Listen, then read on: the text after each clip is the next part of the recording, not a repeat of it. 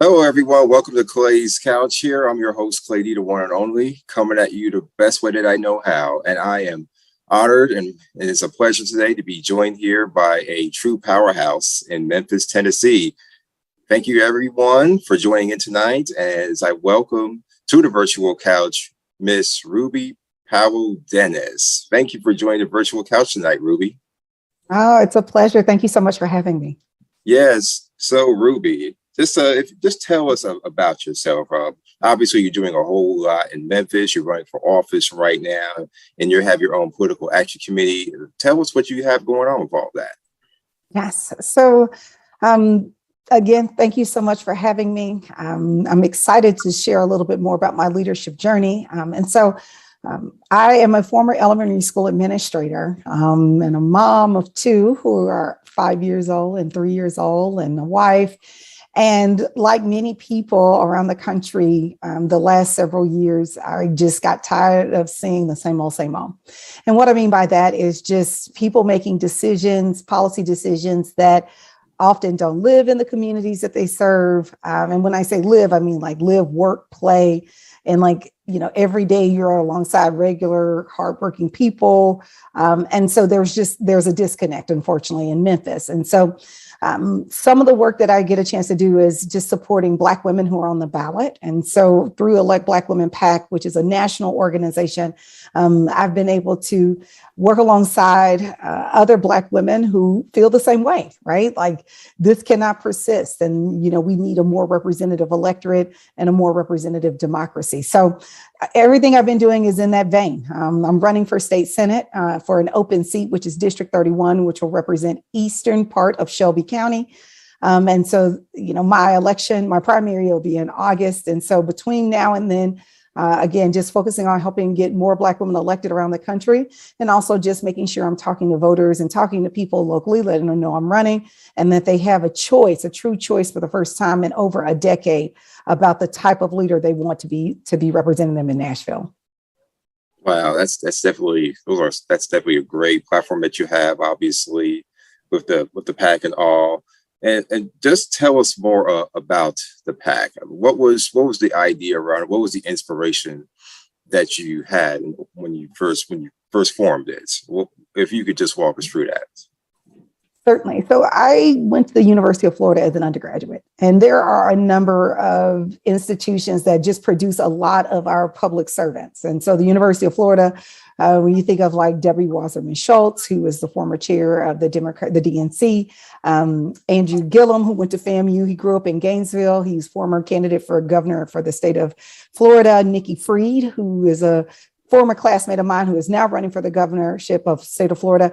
It's just a big institution. And the list goes on, and it's on both sides of the aisle, not just Democratic candidates. And so oftentimes when I was in those spaces, I would look around and I would be the only person who was definitely a Black woman, but everybody else was either old and white or old and white.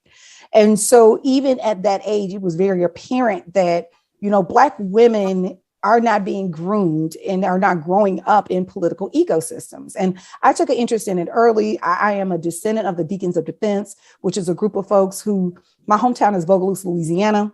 Okay. Forrest Whitaker made a documentary about it. So I have a very different upbringing because my family has very much been involved in the civil rights movement. And so it was one of those things where I understood the purpose and point of electoral power, which is why I study advertising and political science at the University of Florida. Because even then it's like, wait a minute, if you're not in the room and these folks are making the decisions are still being made, right? And so from there, also became apparent because at the time there were not big fellowships and stuff that would pay for you to be in DC, not like it is now. Right. And so I couldn't afford it. And so I had to take a very very winding road back to electoral politics to this moment. So my peers were able to go on, like I said, run for governor, all of that, get involved, run for city council. I couldn't afford it. I was from a small town, so I had to work. My mom was like, you need a real job. And so Right. I say all that to say I had to build my power, social networks, political power the long way. And it took me decades. And that is actually what was behind why Elect Black Women got started. Because if I can be a graduate of the University of Florida, an outstanding, business alumni of the University of Memphis, have a family, be married, and have all of this support, and it was still as hard as it was for me to run for office during COVID, I can only imagine what it was like for other Black women who didn't have all of that. And so that's why we built Elect Black Women. We started with the belief that we would endorse a few candidates running for federal office and amplify other women who, because we're a federal PAC, so we can't give to candidates who aren't running for federal office, but we can at least amplify and lift up the stories of other Black women, because that helps. A donor in Iowa, their dollar spends just fine in Florida. And so we knew if we could just raise the profiles of Black women, we could help Black women down ballot raise money. And now we've endorsed over 100 Black women, including Chief Justice Beasley, who's running for the United States Senate. We have over a 40% win rate, and we have supported candidates running from the highest level of office all the way down to school board and local municipal elections. Wow. So That's great. We've been able to accomplish a lot, all because regular folks like me and you give $5 a month. We have a lot of reoccurring donors who give $5 a month. And that money goes into lifting up the stories of Black women who are running for office all over the country. That's wonderful. Up and down the ballots, from presidents all the way down the dog catcher. I like that. And everything in between. That's right? good. Yep. Yeah. Carolina, almost in next town over in Raleigh. So she's obviously going for that Senate seat that's open and up. So thank you for your work on that campaign, because we definitely need her here in the Senate representing us. But so I do see here that basically Elect Black Women has been around since 2020. So it's still fairly new. It's been around for about a couple of years now. Is that correct? Yes, it has been a very busy last 2 years. Gotcha. And just from overall, just in those 2 years, what has been what do you think, would you say is the most impact that it has had already just in these last 2 years that you can personally just testify to? Yep. So one, Elect Black Women PAC is unique. When you think about just the number of organizations that do the work that we do that specifically focus on Black women as candidates, there's just not many of us. There's Higher Heights, which has been around since 2011, the Black Women's PAC of Ohio, which has been around for over 40 years, the Black Women's PAC of Texas, which has been around for about 5 years, and then there's some other regional, California has a lot of PACs, BWAPA, and a number of others that have been around for a few decades that have incredible leadership, Dr. Shirley Weber, et cetera. So there's not a lot of us, I'll just say that. And even in that context, all of us have a different niche that we focus on. So the fact that we exist and that any Black woman, any woman who an aspect of her identity, she identifies as a Black woman, can apply for our support is highly unusual. So that in itself, the number one piece of feedback we get from women, whether they receive our endorsement or not, is thank you for existing. Right. Yeah. Because there's just simply nothing else out there. We're easy to find. If you go to our website at electblackwomenpact.com, you will see right at the top, there is apply for endorsement. You put in your information, and then we have systems and structures in place that allow us to engage with candidates from that moment on. And so like transparency, that's not a typical thing when you're in terms of applying for support to an organization like ours, much less one that focuses on Black women. So the fact that we exist is a big deal. The other is that the diversity of the candidates we support and that reach out to us. Let's be very clear. If a Black woman is running as a conservative, there is no support on that side of the aisle either. If a Black woman is running as unaffiliated and wants to be on the ballot, neither affiliated with Democrats nor Republicans, there is very little support out there because of the way financial structures are designed within parties. If you are not a part of those apparatuses, it is very difficult to raise money. And if you don't have money, it's very difficult to get the word out about your candidacy. So the fact that we exist, women can access us, and just the level of support that we provide, there's just really no one else like us in the ecosystem. Right.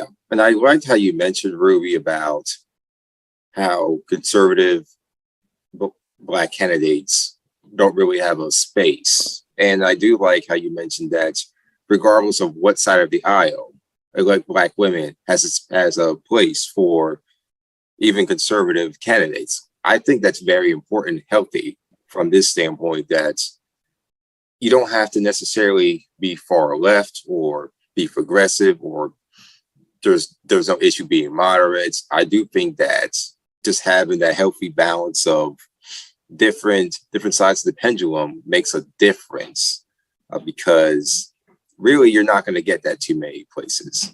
I mean, obviously, you know about Emily's List and Higher Heights or any other organization that supports women, but maybe not necessarily all types of women, or even the PACs that are like Higher Heights. They not necessarily are going to probably, honestly, if we are to be frank, endorse a conservative African-American candidate.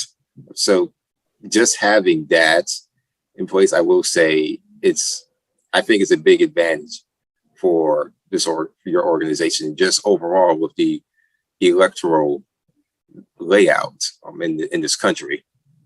So definitely a big kudos to you on that. And people may not want to hear that, but you got to have a space for everybody, especially every Black female candidates out there. Yeah, and it's a lot more nuanced, and that's the thing about it. There's like the political headlines, Democrat, Republican, and people do donate and give along those lines, right? Party lines on issues, and they can certainly do that with our women.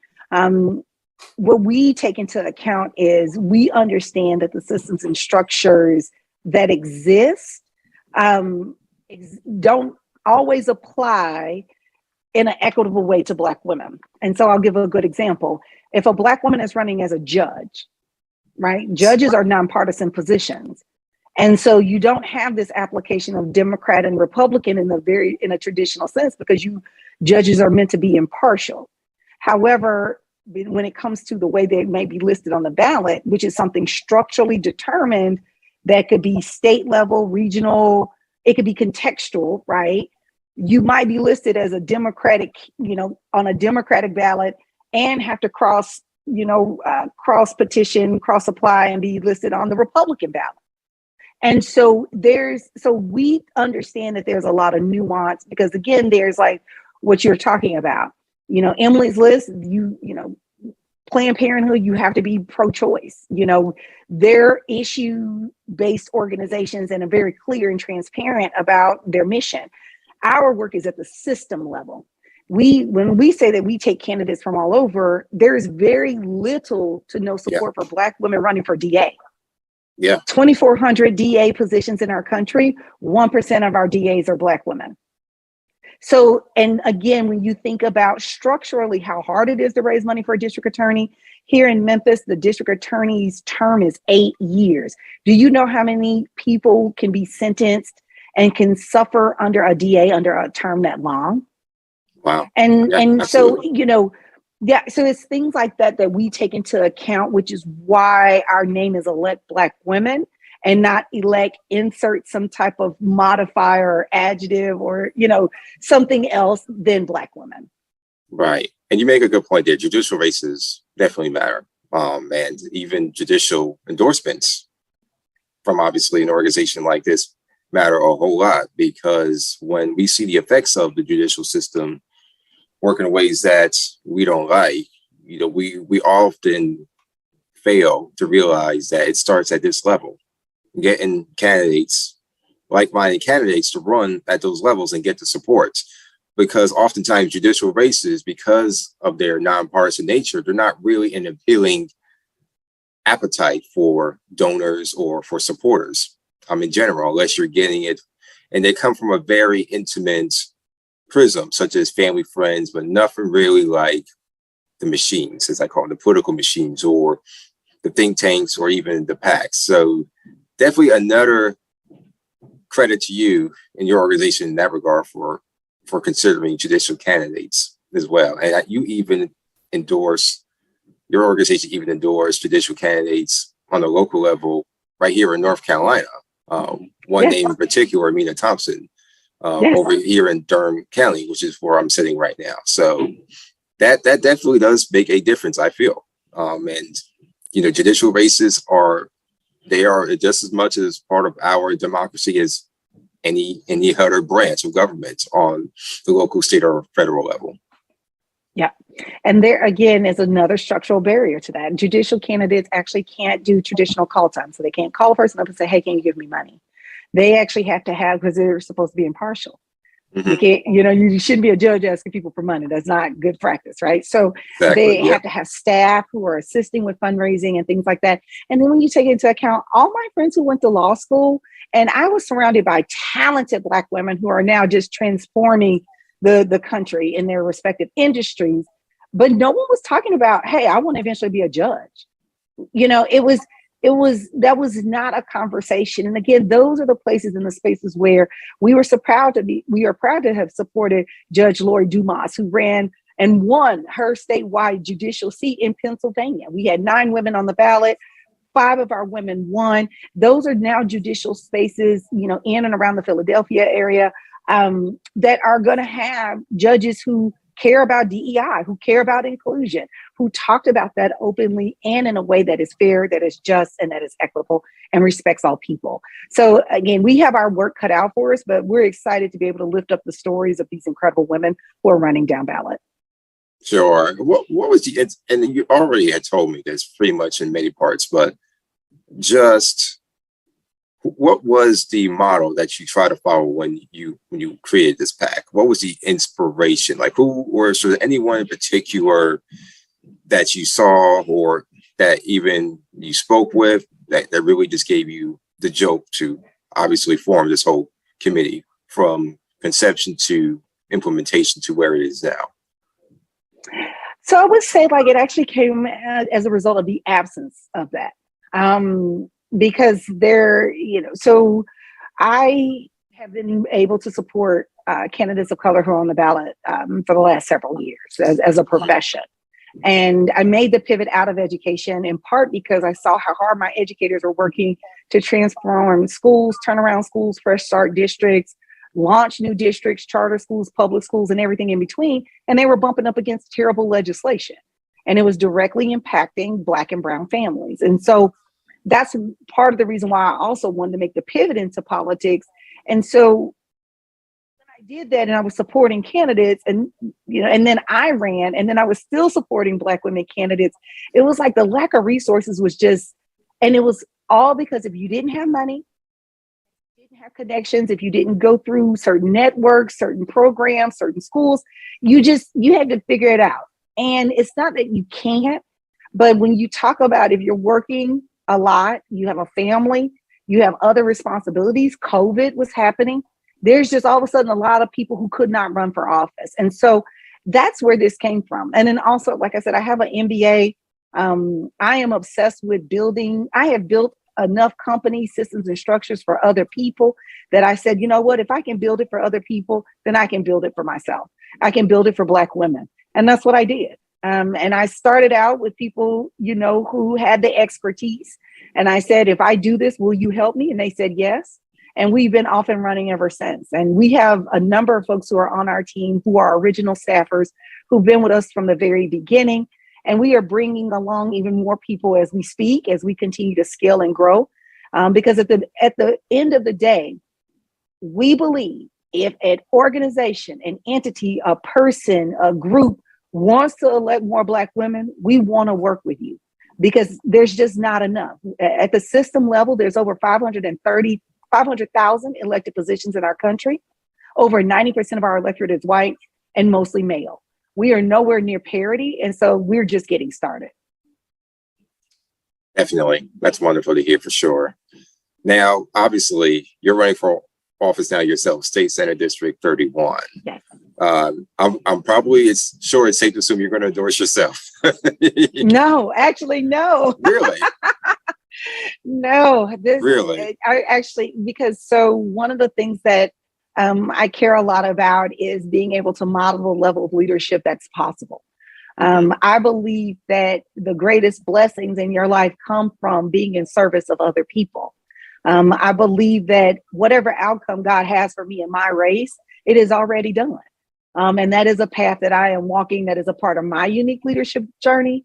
Every cycle since 2019, I have supported other Black women on the ballot, both with my own private donations in dollars, as well as my time and my energy. And so that's something I've been doing for several years. And so this is just another step up in terms of the work I've been doing the last several years anyway. Right. Gotcha. And what was the inspiration for your own self running? Well, obviously, you talked about education and everything, but what was the driving force behind that? Just strictly on your candidacy here. Yep. So years ago, so this is my second time running. I ran for a state house seat that has since changed. It represented a portion of this community, but redistricting and things like that. And I came in second in that primary. And the things I was talking about then are the same things I'm talking about now. Here in Shelby County and in other places around the country, around our state, education is it continues to be a place where we see extreme inequity. Now, if it's not one thing, it's something else, I like to say. We are now fighting for a weighted school formula, which means that depending on the unique needs of the child, it will dictate the type of money allocated to that child through our state's formula. And I'm proud to say that the stuff I was fighting for then, the state has made traction on it. We raised enough ruckus that they have actually reviewed that formula and are now on the path to putting a weighted student formula in place sometime here in the next 2 years. And so we're going to continue to beat the drum about that because we know that that's just good policy, that the formula should adjust for the needs of the child. And we have the money here in the state of Tennessee. We have billions of dollars in surplus, so we can do that. And I think that's even more essential, because COVID just decimated student learning across our state. And we need to be able to do that and do that well. The other thing that I keep talking about is we have not accepted the Medicaid expansion in Tennessee. And so as a person who grew up in a rural community, and so there's only 33 state senators. So we don't get the privilege of saying, I can only think about my 200-some thousand constituents, right? There's 33 of us. And so I just am firmly going to believe and continue to advocate for us accepting the Medicaid expansion. Because we just have far too many Tennesseans who don't have adequate health insurance. And even though as a state, we have returned to pre-pandemic spending, we are still not seeing, employment, health insurance tied to employment is not working for us as a state. We are number one in medical bankruptcies, number one. And so we need to accept that Medicaid expansion because we need to be number one in education, not number one in bankruptcies, medical bankruptcies. And then the last thing, which is, again, come back to the forefront, is that support for small, local owned businesses. Now we have colleagues who are in the state Senate and state House, get this, who are trying to pass legislation to eliminate NWBE programming. That's right. Programming specifically designed to increase the number of minority and women-owned businesses across our state. They are passing legislation to eliminate that. And when you think about the number of women-owned businesses that are state contractors, federal contractors, we're nowhere near, we're in single digits. And so, that's counter to what our municipalities, our city governments, the type of legislation they're passing. So again, there's this disconnect between what the state believes should be true and what municipalities and local governments are passing as legislation. So we have to correct that, because Memphis, we've had an explosion in the number of Black-owned, women-owned, minority-owned businesses, and we want to continue to see that thrive. And we want to be a place where minority and Black-owned businesses owners feel like, hey, this is a city that wants me. This is a community that's going to support me, because we are a majority minority city. So we got our work cut out for us, but those are still the same 3 buckets I was beating the drum about a few years ago, where we're continuing to have and advance that conversation now.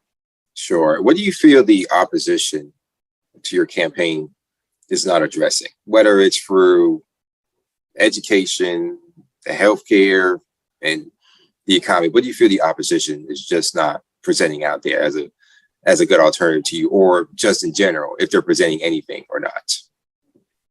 Yep. So right now, this is an open seat. And so the person, we put enough pressure on the incumbent that he is not running.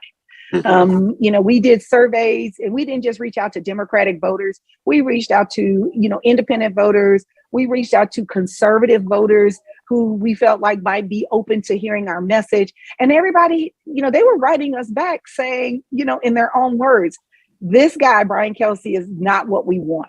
And so they were saying that because he was, supportive of gun legislation that allowed guns in parking lots. And yet we had a shooting at the Kroger here in one of our communities. And so crime, access to guns, safety is very, very high on the list of concerns for people. And right now, the opposition, their solution, passing legislation that will make it so if you are 18 years old, you can purchase a gun. Wow. That's their solution. Wow. The opposition solution last session, passing permitless carry. That is correct. You do not need a permit to carry a gun in the state of Tennessee.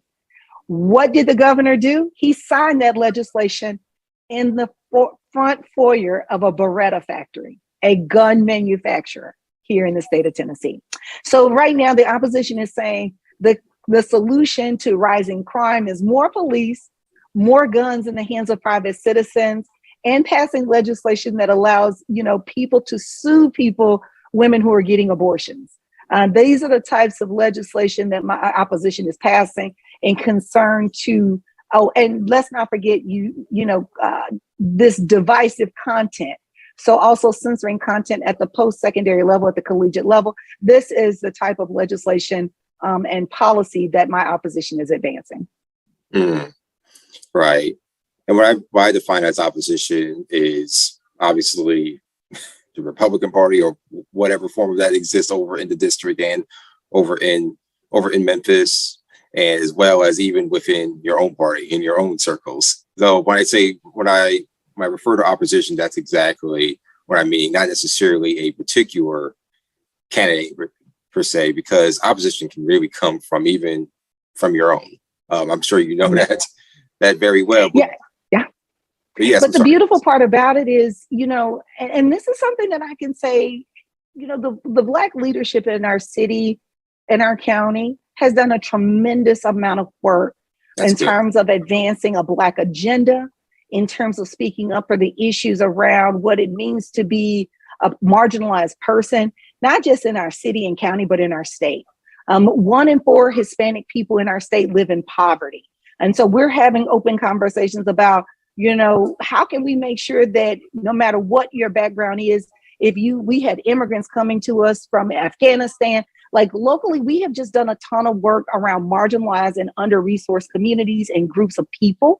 As I've shared, Memphis is one of the most philanthropic cities in the country. Really? And so surprisingly, so, and even though the median household income in our county is $35,000, when COVID hit, we had Black leaders, Black women leaders on the forefront of the Pay It Forward program, which raised about $800,000 for hospitality workers to cover their salaries and wages during COVID. We were a part of teams that gave out millions of pounds of food across the county. When I say opposition, these people that I'm talking about passing this legislation were not there. They were not doing that. They were instead fighting us on mask mandates, even though Shelby County is probably the lowest in terms of COVID cases right now in our entire state. And let's be clear, Tennessee was one of the hottest spots on the planet during COVID.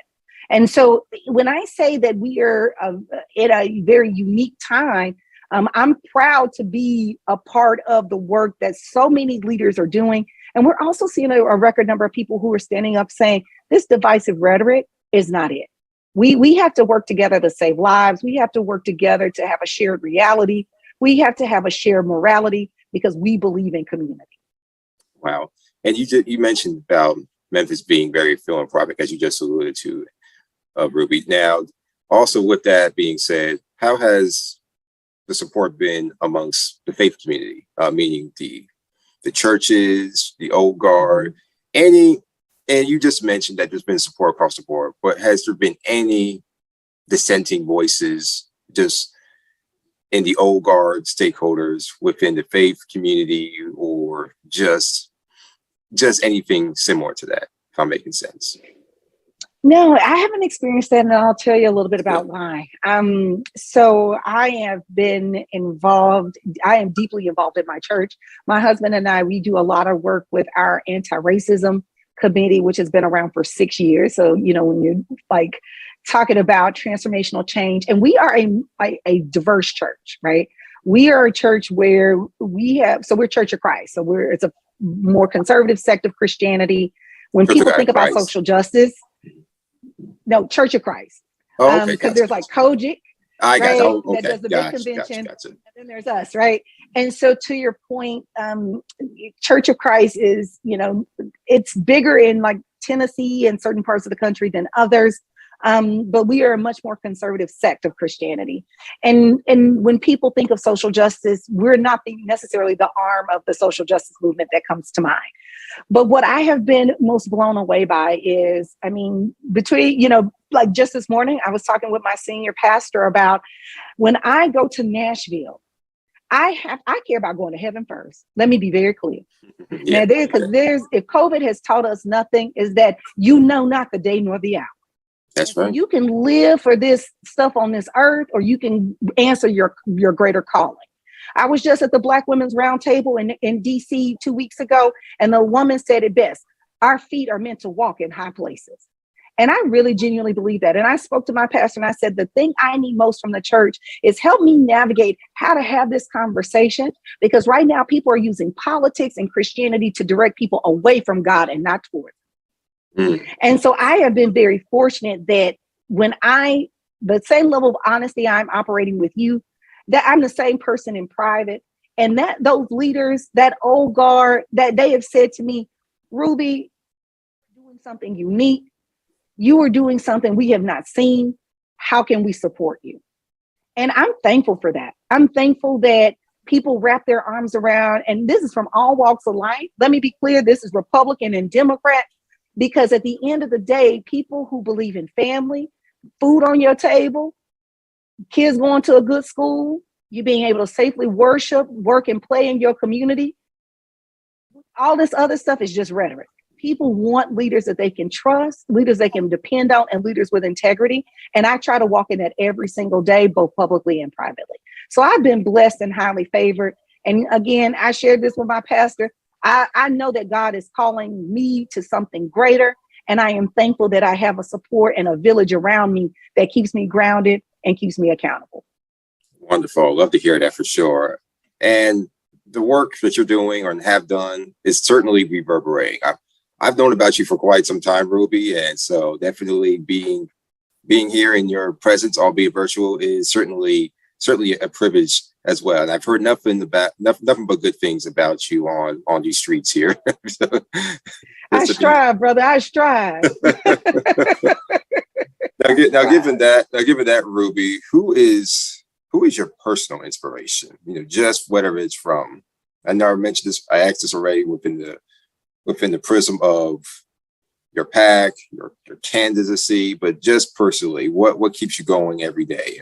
What keeps you motivated and staying motivated from the get-go? Yeah.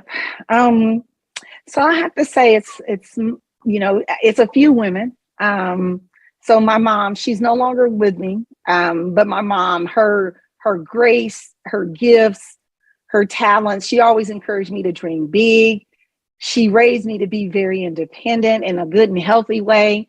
And I could not be the wife, mother, daughter-in-law, sister, aunt, um, and friend that I am today if it weren't for her. And then I say the same thing likewise for my mother in love. My husband's mom is also a gift. Part of the reason I married him is because I love his mother. I knew she was That's for good. me, and just the love and light she pours into our family. She's so different than my mom. She's much more of an introvert, quiet, gracious. She is going to be retiring here in May after 37 years of service in kindergarten classrooms, lower Nice. elementary classrooms, even during COVID. And so I admire her because of her perseverance, because, being a teacher is not easy, and she's a cancer survivor. And so to see her continue to teach kindergarten virtually as a survivor during COVID, it reminds me how we are sometimes just called to something greater than ourselves. And then the last woman she's a woman who has come into my orbit fairly recently. Her name is Tracy Scott. She serves as founder and executive director of the Black Women's PAC of Texas.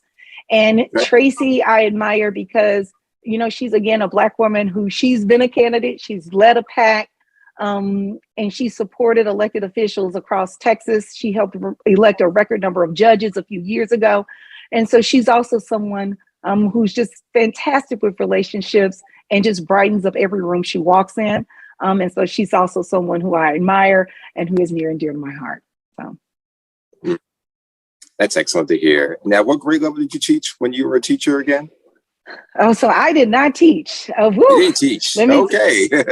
I have other gifts. So this is a nuanced thing, right? Okay. So there are a number of opportunities to serve students and families on the non-instructional side, and that's what I did. So when you think non-instructional, custodial services, nutritional services, money, human capital, I ordered everything from the paper clips to the chillers for the building. And so I've helped open a school and a school district, and then I would run all the operations. So that's what I did.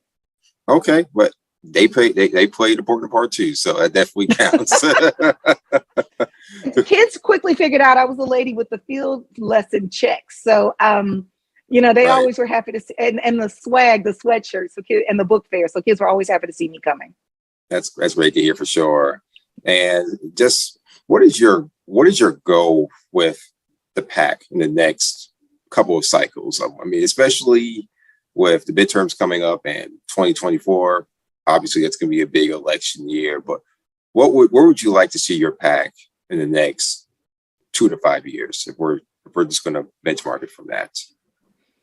So one of the things that makes us unique is when we endorse a woman, we stay with her 2 to 4 years, no matter the outcome of her election.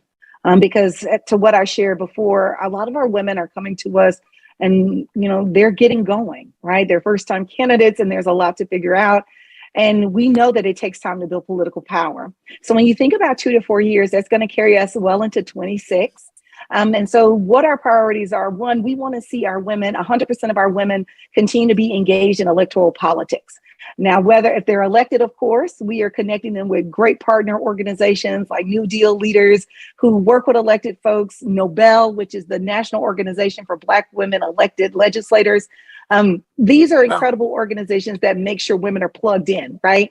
And so we want to make sure our women are going to those great organizations. And for our women who didn't get the outcome they wanted, they are our ambassadors and they're redeployed leading C4 organizations if they're not running again, or in the pipeline for presidential appointments under what we hope is going to be the Harris administration. So that's what we have planned for the next couple of years, in addition to continuing to support Black women running at every level of office and having our women win.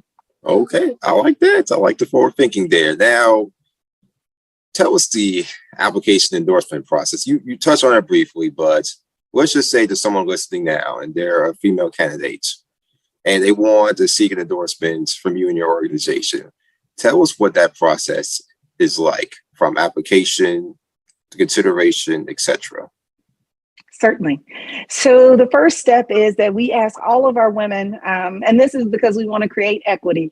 We ask all of our women to go to our website at electblackwomenpact.com and click on endorsement application and have themselves, they can submit it, someone from their team, submit the information to us. From there, we follow up with our women within a few weeks to schedule interviews with our endorsement committee.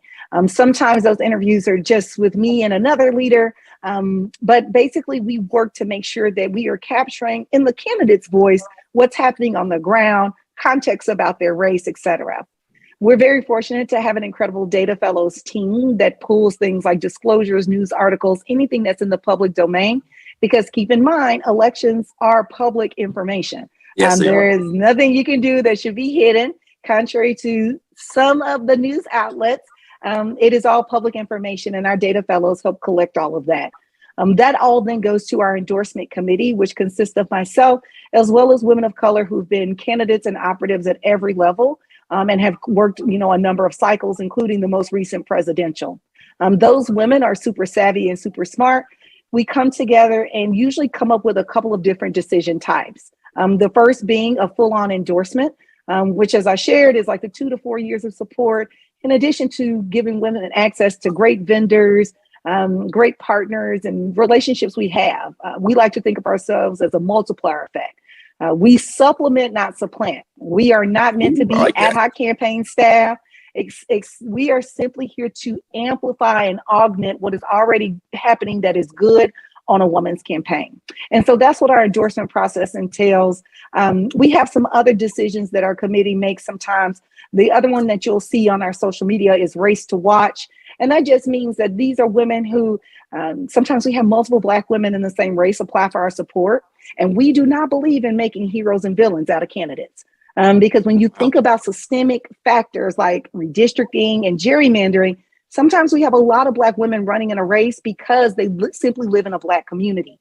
And that Black community is now locked in, right, because of maps, forcing Black leaders to run against one another while safely protecting predominantly white or majority districts. And so we understand that systemic barrier. So we will sometimes do a race to watch, amplifying multiple candidates, lifting up their donation link so people can decide who they want to give to.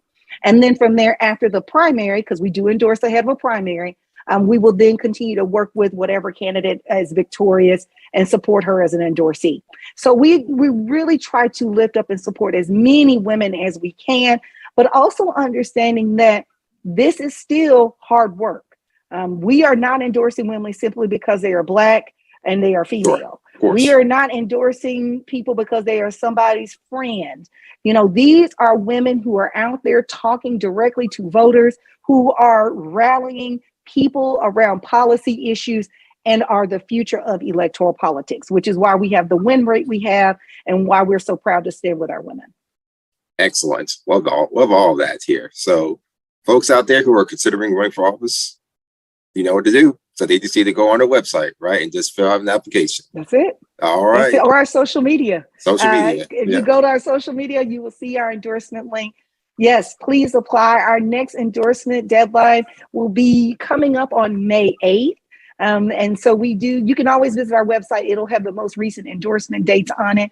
But we have some coming up because we do know that there are primaries after primaries after primaries.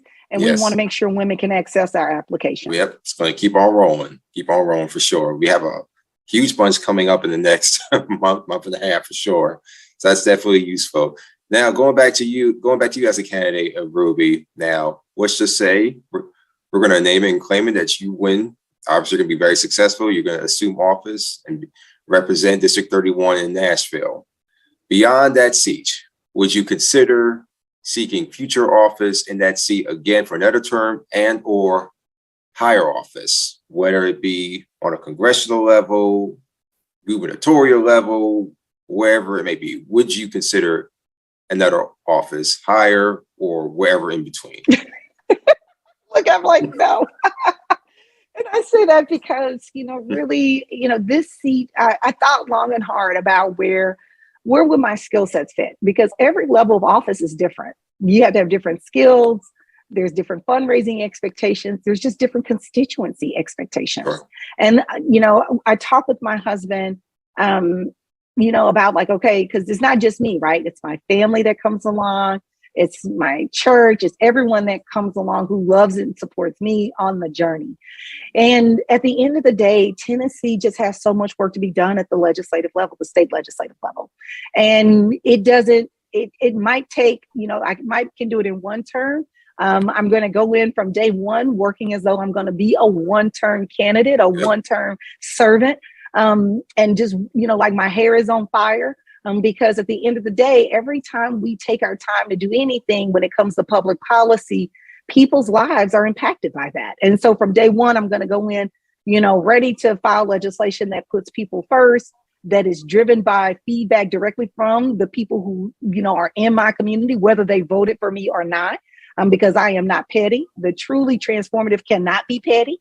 And so I'm going to work with any and everyone in my district to make sure that we're putting forth legislation that works for people and that puts us in a place where no matter what happens after that first term, my district and the people in Tennessee are in a better place than where I got it. Wonderful. You heard it all there, folks. So she's going to only be one-term senator. We'll see. But again, I appreciate you for being on here, Ruby. Hopefully, soon enough, we'll be calling you Senator Powell-Dennis in that regard. But you have a friend in me. You have a supporter in me. You always have an open seat here on the couch and any other platform that I have. So thank you again for joining us here on Clay's Couch tonight.